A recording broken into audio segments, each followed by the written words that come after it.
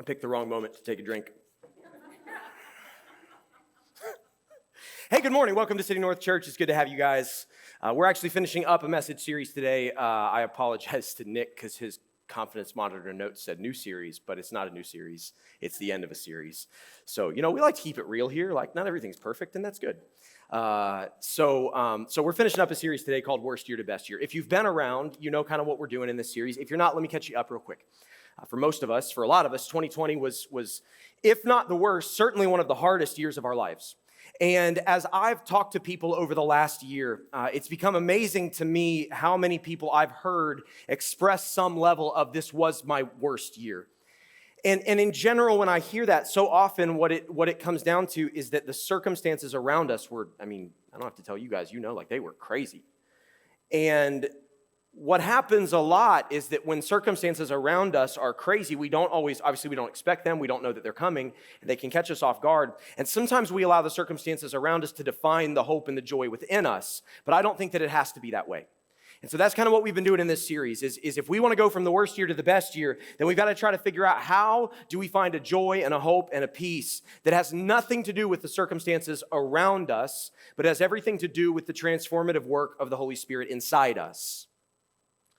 So I've been trying to give some tips and some things that we can do spiritually to kind of set ourselves up for that.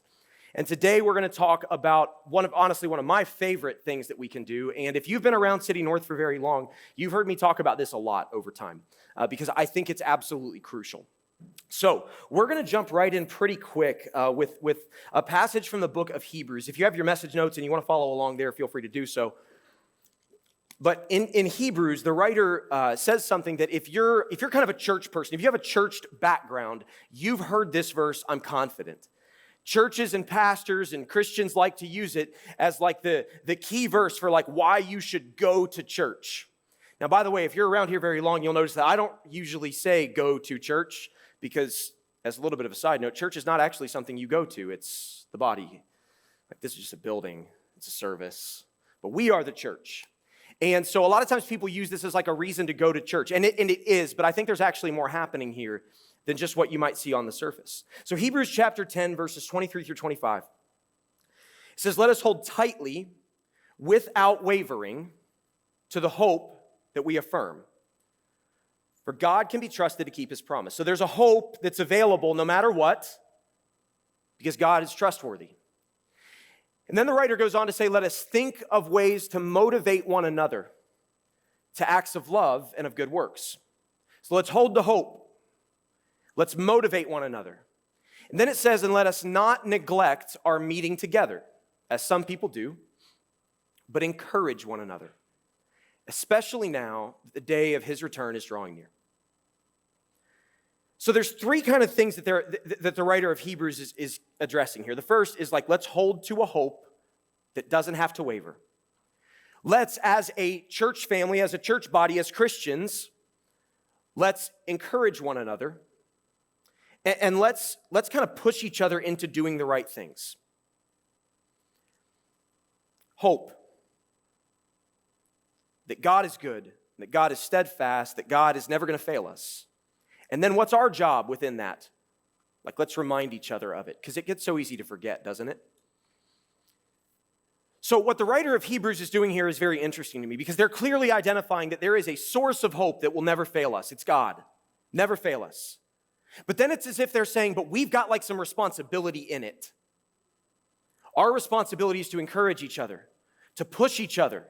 Sometimes the best thing somebody who loves you can do is push you into something you don't want to do, but God's put it on your heart to do it anyway.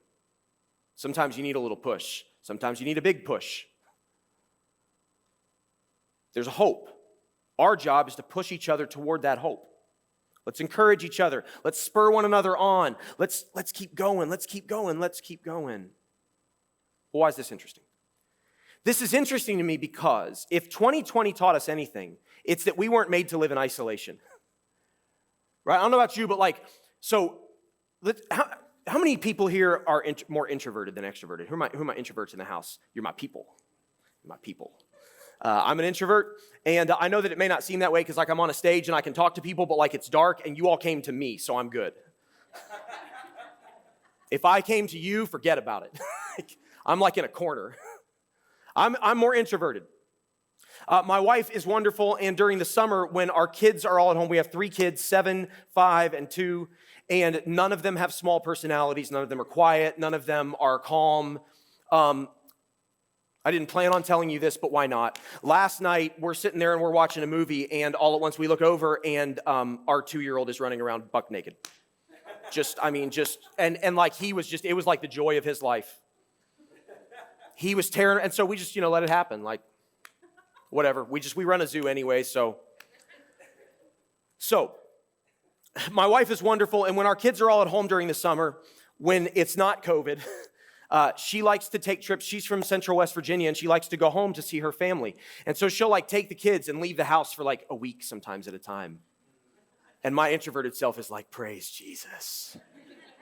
It's like heaven. And she doesn't understand that. She's an extreme extrovert. She needs people around. But I'm like, no, I need some quiet. And so she'll always be like, well, what'd you do today, the first day? And I'm like, nothing. I just sat in silence. And I loved it. And then the next day, what'd you do today? Nothing. I sat in silence. Sometimes the whole week goes by and I don't leave my house. Sometimes I don't even eat for several of those days. It's like I'm just nothing. And it's wonderful. So, why did I tell you that? There was a reason. We weren't made for isolation. There it is. Just needed to go back to my notes. We weren't made for isolation. So when COVID hit, if you were more introverted, my guess is when COVID hit, there was this initial kind of this is kind of cool. I don't got to be around people. That's kind of nice. But then what happened? Over time, first of all, if you have a family at home over time, you were like, this isn't isolation, actually. This is worse. But then also over time, what happened, you started realizing, I'm really lonely. I love these people, but I'm lonely. It's amazing to me how many people, extroverted, introverted, it doesn't matter. At some point in time, if you're extroverted, it probably happened within 2 days. If you're more introverted, it probably took a couple months. But at some point you realize, I miss my friends. I miss my people. If you're a part of a church, I miss my church family. I miss my coworker. I miss people because we weren't made to live in isolation. And 2020, man, it really illustrated that, didn't it? I know that if my kids, thank goodness we live in Big Walnut school districts and there was a fully in-person option from day one, my daughter, who is maybe more extroverted than any person I've ever known in my life, if she had been at home, it'd be World War III all the time because she had a meltdown when she had to leave school because she was going to miss all her friends and her teacher and all those things. It's been so good for her being back in school because she needs people. We need people. We need people. See, the writer of Hebrews doesn't say let's don't stop meeting together just because this is some good religious thing to do. What does the writer say? Let's not stop meeting together so that we can encourage each other. So that we can keep pushing each other toward Jesus. Because in Jesus there's a hope that will never fail us. But on our own we tend to lose sight of that, don't we? I didn't include this in your notes today, but I talk about it a decent amount here. I love nature documentaries. I do. And if you're into nature documentaries at all, and you've watched any on lions, how do lions hunt? Lions love wildebeest and stuff, but they can't hunt a pack of wildebeest. So what they'll do is they'll try to isolate one animal from the herd, because in isolation, the animals are vulnerable, and the pack of lions can take down an isolated wildebeest. But in the pack, they can't. So the Bible describes our spiritual enemy, Satan, as a roaring lion seeking whom he may devour. Did you know that Satan's number one tactic to try to mess you up spiritually is to isolate you? That's what he tries to do. That's why relationships are so hard. Because he knows if he can get in and mess up relationships, you'll never trust anybody again, and you'll be isolated, and you'll be weak, and you'll be vulnerable. I think that's why we saw, during COVID, why this was so hard for so many people. Because the whole time we're isolated, and when we're isolated, we're vulnerable. The writer of Hebrews clearly addresses this. There's a hope that's available through Jesus. But that hope, in order to really live in it, you need people around you who will push you, who will encourage you. And it's your job, if you're here today and you're a Christian, it's your job to encourage the people around you. It's your job. It's your job. I don't care who you are. I don't care what your life has looked like. I don't care how deep you are in your faith. It doesn't matter. If you are a Christian, your job is to encourage the people around you in their faith too. That's what the purpose of the body is. That's what the purpose of the church is, to encourage each other and spur one another on toward Jesus, who will never fail us, so that we can then be a light to the world. So, as I reflected on 2020 and I tried to kind of figure out, like, what are the most critical things that I can talk about in this series? If we're going to make 2021 a better year than 2020, regardless of the circumstances, like if the whole world goes crazier, please no. But if it does, if the whole world goes crazier, how do we still have a great year in the midst of it? I think one of the most critical things to that happening in your life is the people around you. And so if I could say it this way, I think this is what the writer of Hebrews would say to us today. The people around you affect the hope inside you. Like dramatically. The people around you affect the hope inside you. To be clear, I had to look up which effect was appropriate here. The internet's great. The people around you affect the hope inside you. They change it. They influence it. When I was a youth pastor, I always used to say, show me your friends and I'll show you your future.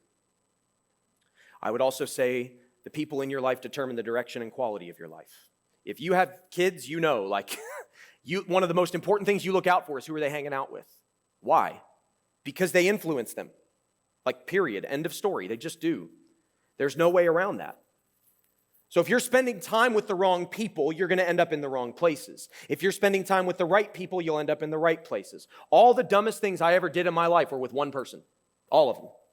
And he did dumber things than me, but he was always the one I was with when I did dumb stuff. And if you think back on your own life, the times in life that you look back on and think, man, I can't believe I did that stuff. You were hanging out with people who did dumb stuff, weren't you? When you hang out with wise people, you do wise things. When you hang out with people who are following the Lord, who are walking daily with Jesus, who are living their lives in lockstep with what God is doing, you end up living that way. When you spend your time around people who aren't pursuing God, it's amazing how often I hear people who will talk about, like, I just, like, my spiritual life's really dead right now, and I just don't feel like God's very close. And who are you hanging out with? And it's almost always like, well, have you been hanging out with people who are good influences? Well, no. I think maybe one of the best ways to illustrate this is if you think about, excuse me while I try to fix this microphone. If you think about the different ways that people responded to COVID during the pandemic, right? If you hang out with a bunch of conspiracy theorists, you probably started to believe some conspiracy theories. If you hung out with a bunch of people who constantly talked about how COVID was going to kill us all, you probably believed COVID was going to kill us all. Or at least there was that fear that kept making its way up in your soul, even if you didn't actually believe it, right?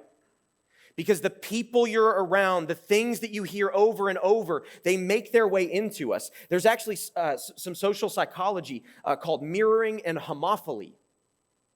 Like, people have done studies on this. The people you're around impact you. They impact the way you think. This microphone is going to drive me out of my mind. They impact the way you think. Yeah, Nick, bring me that, please. Thank you. Hey, give it up for Nick. That's awesome, man. Yeah. I don't know. Some days it doesn't work. Anyway. The people around us, they impact us, they influence us. They have a tremendous amount of leverage over where our lives go and how we think and what we feel. Now, that may seem a little bit overdramatic. Or maybe you hear it and you go, well, if social psychologists have found it, like, great. But here's one of the things that I love about the Bible. If you didn't know this, it's pretty cool. Like, most of what science finds, the Bible already talks about. It's really cool. So, like, check this out in Proverbs 13. Walk with the wise and become wise. Associate with fools and get in trouble. There it is. That's mirroring.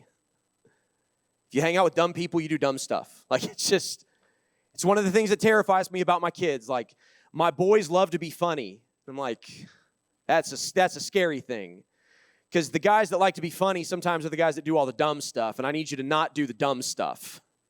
Find the funny guys that are also smart. Walk with the wise and become wise. Associate with fools, get in trouble. Or in Proverbs 22, Do not make friends with a hot-tempered person. Do not associate with one easily angered, or you may learn their ways and get yourself ensnared. Some of you are making faces at one another right now. Stop that. Just let me give you a life tip. Stop that. None of this number. Just don't. Listen, I'm a bear poker. I know all that, I know how to not do it, but I do it, so I'll help you. Don't poke. Don't poke the bear. Don't hang out with angry people or you're going to be angry yourself. Why? Because it rubs off on you. Proverbs 27, as iron sharpens iron, so a friend sharpens a friend. The people around you impact you, period. If you're cynical, are the people around you cynical all the time? Proverbs 12, the godly give good advice to their friends. The wicked lead them astray. If you're hanging out with the right people, if you're looking out with people who are godly, who are trying to pursue Jesus in their life, they're going to give you good advice. But if you're hanging out with people who aren't pursuing God, they're going to lead you astray. Because why would they lead you down a road they're not walking? That's senseless. This is so simple, but it is massively profound. See, what I've learned about people is that so often we don't really consider what are and who are the voices in my life. In some cases, we're born into families that are cynical and that are negative and that have really unhealthy communication habits and patterns. And in some cases, we're born into these families and we're just left, we're left honestly getting terrible advice for our whole lives. And then at some point in your life, you realize, I've got to unlearn everything I've ever learned because my family's a mess and I want to be nothing like them. But you still love them and you want to be around it. And it's challenging, isn't it? There was a point in time about 6 years ago where Vanessa and I had begun the journey into church planting. We knew that God had called us to plant a church. We grew up in a denomination that's pretty conservative and pretty cynical and very insulated. So I didn't really know anybody outside of our denomination. I'd been in the denomination my whole life. And we started to get, God had put this call on our heart, and we started to pursue it, and we knew we had no idea what we were doing. So we're we're going to find the best organization around that's planting churches, get connected to them, and try to learn from them so they can help us. So we found this organization called the Association of Related Churches out of Birmingham, Alabama. I look them up. We watched through some of their videos. These guys are awesome. We want to do this with them. So I found there was this meetup that was happening. And it was in Columbus. We were living in Kentucky at the time, but literally a month later from when we were looking at this, there was a meetup in Columbus at Polaris. And I was that's where I want to plant a church. This can't be coincidental. So I'm going to go meet all these people. So I drive up that day, and it's I get out of the car, and there's a bunch of pastors hanging out there. Now, you got to understand that in my denomination, the senior pastors were mostly old. The one senior pastor that I served under for 2 years, when I first got out of college, I never saw him wear jeans ever. He was dress pants all the time. I don't understand you. Why? It's just, why? He'd mow his lawn in dress pants. I don't, there's better clothes. That was the world we grew up in. Very conservative, very old school. Nothing wrong with that. But it just never quite jived with me. So that was all I ever knew. We'd have denominational meetings and stuff, and everybody's cynical and negative, and it's our world is lost and far from God, and we just need God to come back and, save everybody. But just, So I get out of the car, and I go, and one of the first things I see is a guy that looks about my age with black jeans and a black t-shirt and a flat bill. I'm this is different. And that guy didn't exist where I came from. So I started hanging out with them, and they were fun. And they were excited. And I started hearing things they'd talk about God, but it was in the world, but they'd be like, you know what's so cool is that when the world's falling apart, that just means God has a better opportunity. That's a different way to look at it. That's probably right. And I remember going home and being I don't know what just happened, but I want to do life with them. Because in that moment, I began to realize that the people that I knew and that I was pursuing a relationship with, because they were the only people that I knew, they were people that I didn't really want to be that much like when I got older. And all at once, then, there were these other people who I looked at them and I was no, I want to be like that. Now, I was in a position where I could choose that. And it completely transformed me. In fact, my parents, who are a part of our church now, when we first moved home to do this thing, they were a part of a church. They'd been a part of it since the early 80s. Like, it's the only church I ever knew. All their friends, all their relationships were there. They weren't planning on being a part of our church. And then midway through the summer, as we were starting to really gear up for our fall launch, I remember my mom one day being like, hey, we think we're going to come to the launch team meeting this week. And Vanessa and I kind of looked at each other like, don't say anything, but we don't know what this means. And so later on, we were talking, and we were like, did she just, are they coming to the thing? I think that's what she said, right? Yes. This doesn't make sense. So they showed up, and then eventually we talked to them, and it was like, well, why are you doing this? And they said, because we see how much more joy you have, and we want that. The people around you influence you tremendously. They affect the hope inside you. If you're cynical and negative about the world, my suspicion is that a lot of the people that are in your inner circle are cynical and negative about the world. If you're cynical and negative about people, my suspicion is a lot of the people in your circle are cynical and negative about people. If you're a conspiracy theorist, my guess is that probably a lot of the people in your circle are conspiracy theorists. If you believe everyone's going to die from COVID, my guess is a lot of the people in your circle believe that everyone's going to die from COVID, because that's just kind of the way it happens. So if we want to have a year full of hope, like no matter what, well, then you need to be around people who have hope no matter what. Like, that's the thing. So if you're terrified, if you spend all of your time terrified and nervous and worried about the world, then the question I would ask you is, how are the people around you responding to everything that's going on in the world?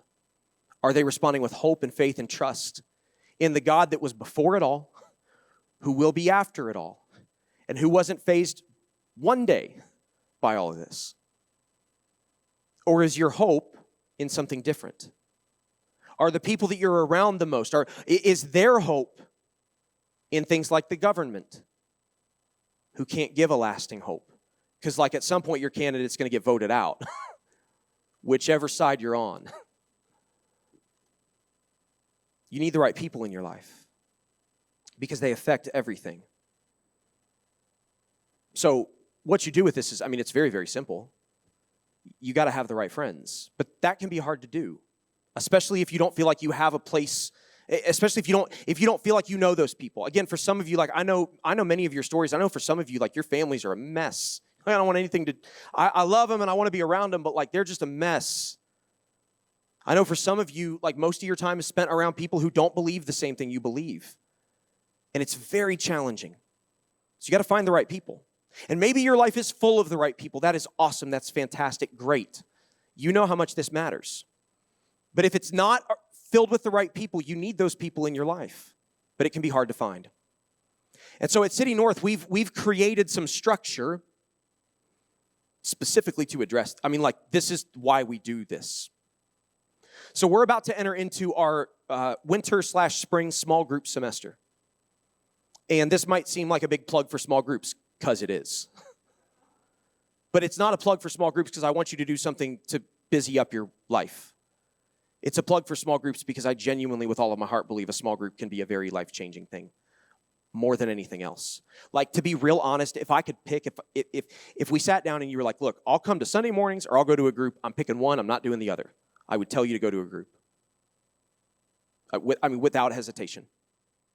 Because this is fine, but this won't change your life. If I were to ask you, tell me the last 3 sermons you heard preached, you couldn't do it. I can't do it, and I preached them. Like, you probably can't tell me the last 3 sermons you heard preached. If I said, name me 10 people that impacted your life, positively or negatively, but like in a big way, you could name them right now. Because people are what change our life, not information. And so this is good. But this won't change your life. Because in here, you're staring at the back of people's heads and my face. But in here, you don't build relationships like that. In here, you can't ever take your mask off. I keep making that. It's not a COVID joke. That's like a thing. I've said that all along. We walk around in life with metaphorical masks on, don't we? We hide our real self. We don't want anybody in because, like, if somebody's in, they might realize that I'm kind of a mess. You can take your metaphorical mask off and you can be real with somebody when you look at them face to face. They can care for you where you are. They can walk with you. They can do what the writer of Hebrews said. They can encourage you. If they're godly, they can give you godly advice and help you along your way. Small groups have completely changed my life. And not just at City North, long before City North. Because people change our lives. You need the right people. But it can be hard to find. So, we're getting ready to kick off a small group semester specifically for this reason. Because ultimately what I want you to do, what I desperately want you to do is I want you to find the right friends in a small group. Like that's what I want you to do. Now let me be very, very clear. That doesn't have to be through City North. Like it doesn't have to be. I think it works best when it's through your local church because then the whole like when you meet together you can encourage each other and you can build one another up. It works better when the people that you're doing life with are the people that you also are in a spiritual family with. But it doesn't have to be through City North. I mean, if you're in a small group that's through another church somehow, great. Like, I just care that you have the right people in your life. I want you to find the right friends in a small group because rows are great, but circles are better. Rows won't change your life, circles will. So we're getting ready to launch this small group semester. So I want to just for a moment talk about what small groups look like, okay? Maybe you've been a part of healthy small groups at some point in your life. Maybe you never have. If you grew up in churches, maybe you did like Sunday school. I want you to like erase that from your mind because that's not what we do. There's nothing wrong with that, but that's not what we do in small groups here. For us, small groups are all about relationship. They're not about information. Now, there's groups that are informational and that have a lot of content, but our groups are designed to be relational in nature because, again, the people in your life are the things that change your life, not the information you learn. And so I'm less concerned with you getting all the information you need, and I'm more concerned with you finding people in your life who one day when it rains, they're right next to you with an umbrella. Who when you feel like you're drowning because life is overwhelming, they've already thrown you a life raft because they know you and they see you. Who when you're struggling and you lie to their face and you say, oh, I'm good, when you're not, they know you well enough to call it because sometimes we need it. So what small groups look like here, and by the way, I already identified, like I'm an introvert, so if you're an introvert and you're going, oh my gosh, that sounds terrible, that's okay. I'm with you. What small groups look like here is we do small groups in semesters. So we have a start date and we have an end date. So like we built in an off-ramp for you. Because sometimes you get into a group and you're like, these are weirdos, man, I don't like them. But you don't want to tell them because you don't want to upset them and offend them. You also don't just want to not show up because like the food's good or something. So like, is this ever going to end? Yes, it is, as a matter of fact, 13 weeks from now. End. It's done. And then you can just be done, and you don't ever have to tell them. You can just be like, I want to try a new group this semester because I like this topic, and it's like, it's easy. So we build in off-ramps. Like, we try to make this as easy as possible. So we do 13-week semesters. Our semester starts the Sunday of the Super Bowl. The first Sunday of February is our semester. It'll end right at the beginning of May because in May, everybody's busy. I don't really know why, but in May, everybody's busy. So like we just don't fight with that. Like it's busy, so don't do group. We have a variety of different kinds of groups. We've got, I do a group for men on Tuesday mornings where we just like eat breakfast meat and hang out in a lot of silence. And we laugh some too. Like it's great. We just eat breakfast meat. Men's group. There's a women's group that meets on Saturday mornings. I don't know what they do because I'm not a woman. There's a group that kind of exists for like families with children, and there's a group that exists for families who don't have any children, maybe kind of empty nesters or just older individuals. There's groups of all kinds of different things. We try to make it as easy as possible. And here's what happens. If you sign up for a group, if you decide, I'm going to give this a go, I'm going to sign up for a group, here's what's going to happen. If you're an extrovert, you're probably going to be jacked. You're going to be like, new friends, awesome. If you're an introvert, you're going to be like, this is awkward and weird, and I don't want to talk to anybody because I don't know anybody. So you're going to show up the first week, and it's going to be weird. Particularly if it's a group that already existed. It's going to be weird because like they know each other and you don't. And it's going to feel very strange. But then the second week will be a little bit easier. And then the third week will be a little bit easier. And about week 3 or 4, you'll start to feel like you're getting to know these people a bit. And I promise, if I can tell you anything about our groups, it's this. And this is just generally about City North too. We're just real people. Like, clearly I'm not trying to preach perfectly today. It doesn't work. I've tried that. It doesn't work. We're a very real church. Our groups reflect that. You don't have to have your stuff together in a group. Most of our groups are a mess. And we like it that way. Because if you're a mess, then you can feel at home. And if you're perfect, honestly, you might not actually like it. And that's okay. So, about week 3 or 4, there'll start to be somebody in that group that you connect with. Maybe not the whole group, but there'll be like somebody that you click with a little bit. Week 5, 6, 7, you'll start to really get to know them better. And over time, you'll find that somebody in that group, like you're friends with, and then there's one more person in your corner if things go crazy. In the best case, you find friends that genuinely know you, where you can be totally authentic, where you don't have to lie about how your life is. You can stop the Facebook and Instagram pretending, and you can just be real. And that won't happen week 1 or week 2. It may not happen week 7 or 8. It may not even happen the first semester. But at some point in time, you're going to find some people that you can be totally real with and who will help you heal from whatever it is in your life, who will throw you life rafts, who will carry umbrellas, so that no matter what storms come your way, you're safe and you have a home. That's what I want for you. That's what I want for everybody. There's, right now in our church, there's a lot of new people. There's a lot. We've grown crazy in the last 2 months, 3 months. So we've created a new group this semester called New to City North. I've actually got 2 days that we're going to offer it because there's a lot of you. So like if you're new to City North and you're like, this sounds great, but I don't want to go into an existing group, I got 2 groups that are going to be all new people and me. So if you don't like me, I mean, I don't know why you're here, but we can hang out more. We can hang out more at small group. We can be friends. And I can promise you that no matter where you are in your life and no matter how messy it is, no matter what stuff there is, I'll care about you right where you are. Like, period, no questions asked. No judgment. Michael, do you care if I share? That's my friend Michael in the background in video. About a year ago this time, Michael was in an inpatient rehab facility for alcoholism. My friend Tyler, who played electric guitar with me this morning, and I walked with him for a long time, trying to get him to see how messed up he was and how much he was destroying his family, and he couldn't see it. But it was because of the relationships that we built in small group that we were able to walk with him as best we could. And then when everything finally fell apart, we were there for him. And he would tell you, if he had the microphone right now, that small group changed his life. So that's what it does. Because the people in your life are everything. And he's recovered, and you're almost a year sober now. Over a year? Over a year sober.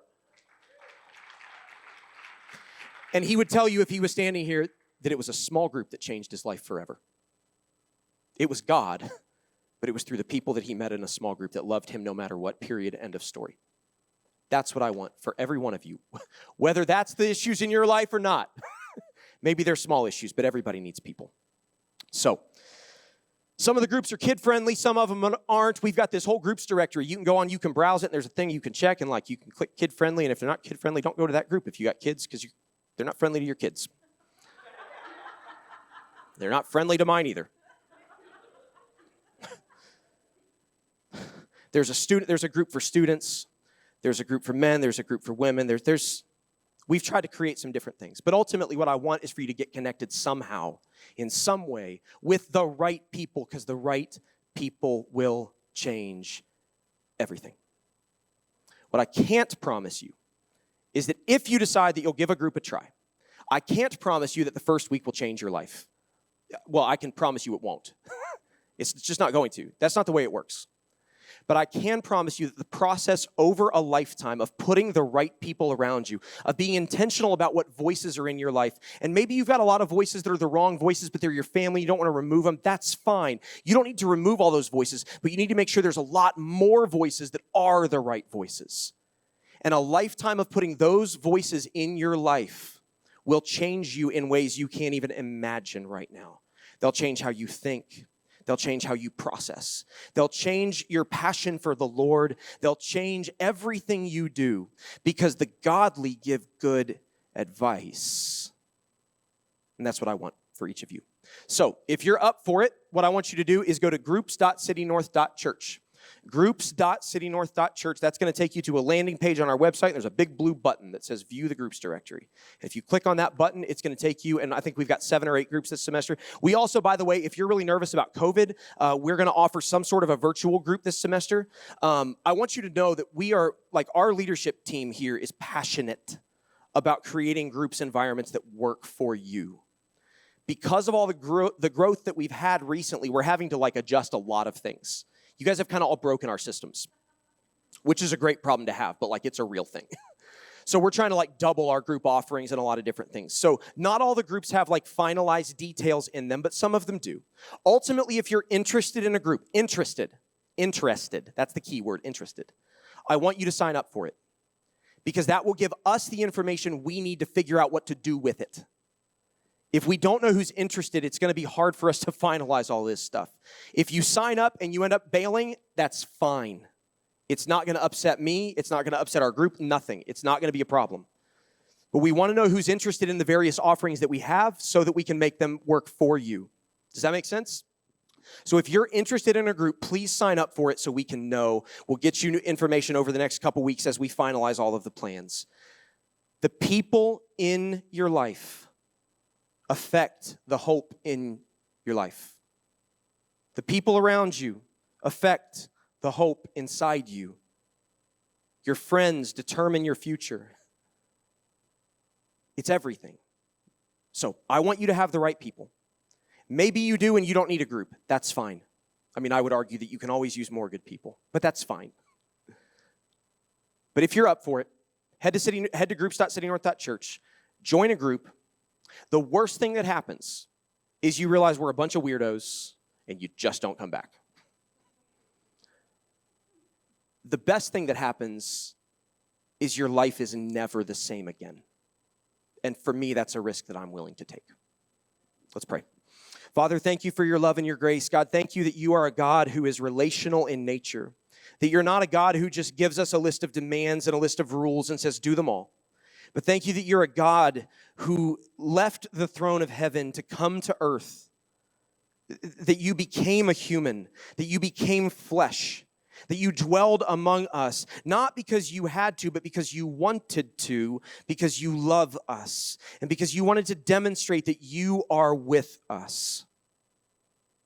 God, I thank you for the way that you have time and time again in my life, you've sent me the people that I need, that I didn't even know I needed at the time, but you've sent me the people that I need to lead me where you wanted me to go, that you've surrounded me with godly men and women, people who are wise, people who have helped me along the way, who have called me out when I'm lying about how I'm doing, who have loved me through thick and thin, who have walked with me through the best seasons and the worst seasons, who have held umbrellas when it's raining in my life, and who have thrown me life rafts when I felt like I was drowning. God, thank you for sending me those people.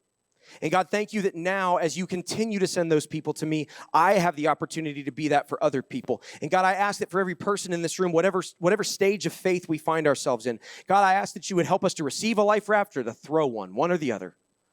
But God, help us be people who are encouraging, who are building one another up, who are walking with each other through the real ups and downs of life, not just through the Facebook side of it.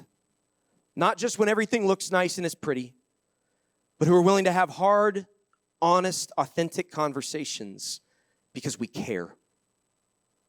Help us to be people that are filled with love and with mercy and with grace, the same way you were for us, that when you walked this earth and when you were mocked on and spit on and beaten, you didn't hold it against us.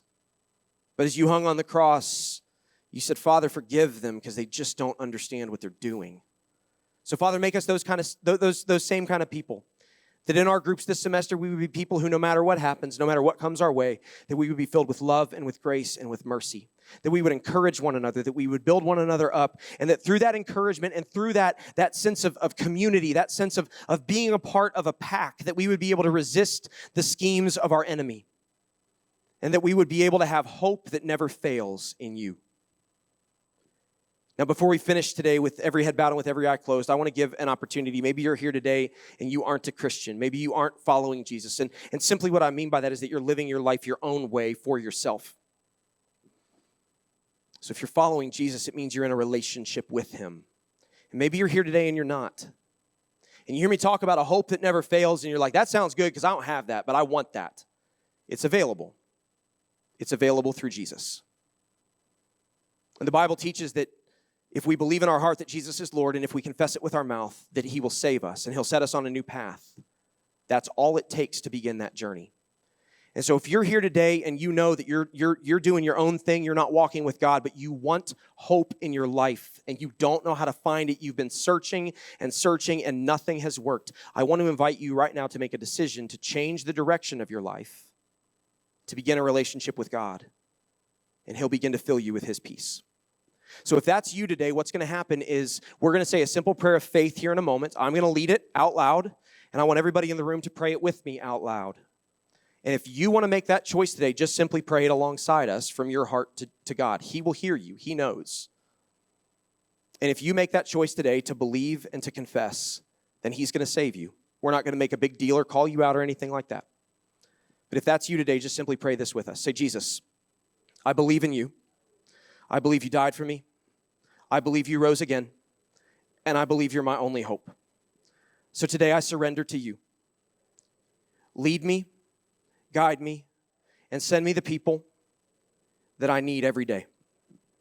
It's in the mighty name of Jesus today we pray, amen. Hey, put your hands together for anybody that may have made a decision. If you made that choice today, let me be the first to say congratulations. I want to ask you to do one simple thing if you made a choice, whether to give your life to Jesus for the first time, or maybe you've been in a relationship with him in the past, but you just know you've kind of walked away and you want to come home. I want to invite you to take the green card that's in the seat back in front of you that says Next Steps, fill it out, and on that card, just write your name and your email, and just mark that you made a decision for Jesus this week. I'm going to reach out to you via email this week with some next steps you can take if you would like. But more than anything else, what you can know and rest assured in is that there's a group of people here who love you, who believe in you, and who will be praying for you in this new journey, and will support you however we can, whatever it takes. So if you made that decision today, please have the courage to fill that out. Drop it. If you've got a blue card, a red card, a green card, a white, any of the cards, you can drop those in the silver buckets by the doors on your way out of the auditorium today. Okay? So again, go to groups.citynorth.church, sign up for a group. Thank you guys for being here so much. It's an honor to have done this series with you, and I hope more than anything else that through these last 4 weeks that you've been able to find some hope that will last no matter the circumstances this year. Be blessed. I won't see you next Sunday because I'm going to be out of town. But in 2 weeks, we'll be back with a brand new series called Two Trees that I can't wait for. See you then.